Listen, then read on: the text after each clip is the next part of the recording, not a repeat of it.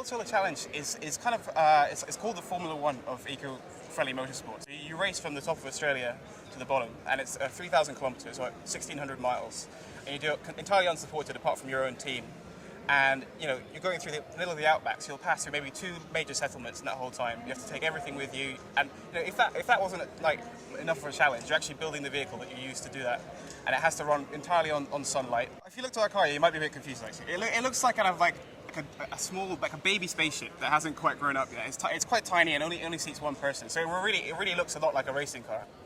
The technology inside the car that is maybe transferable to what you'd see outside is stuff like the intelligent management system we've got inside. So the car is actually constantly thinking, how can it drive itself more efficiently? You hear about people these days who try and do some hypermiling and get more mileage out of their car and go the length of the country in a tank of petrol or whatever. I mean, our car thinks about that because we've developed systems. We put a processor inside the car that keeps thinking about that, takes the load off the driver. We got hold of a really low power Atom processor, and it means we could put kind of a little bit more smarts in the car. For a lot of the time, the driver's just steering and making sure we don't hit things, and the car is really thinking about dealing with hills, dealing with changes in weather conditions, and really making sure it drives efficiently.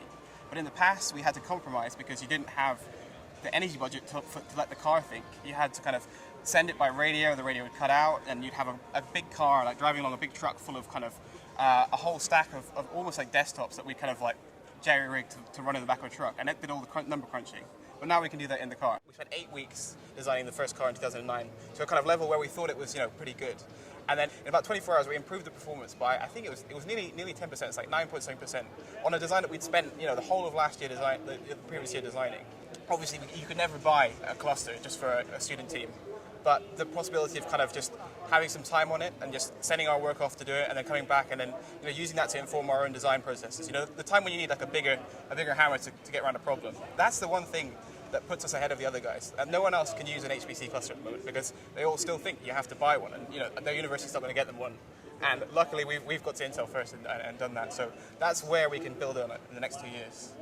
So now it's about turning up with a really smart design, really spending the full 2 years that you've got thinking about your design. And for us, as a new team, that's what we want to hear, because we can spend 2 years thinking about something, and Michigan and Tokyo can spend 2 years thinking about it. And we've all spent the same amount of time. So if we work harder, we can do better. We are a very, very young team, and we're just bearing the fruits of a lot of the work over the past 2 years. So I think this year we're definitely turning up with a car that is top 10.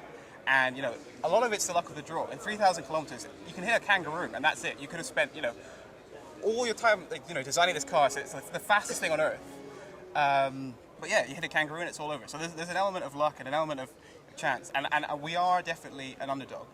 But give us 2 more years, keep us on the path that we're going, and we can return up with something special.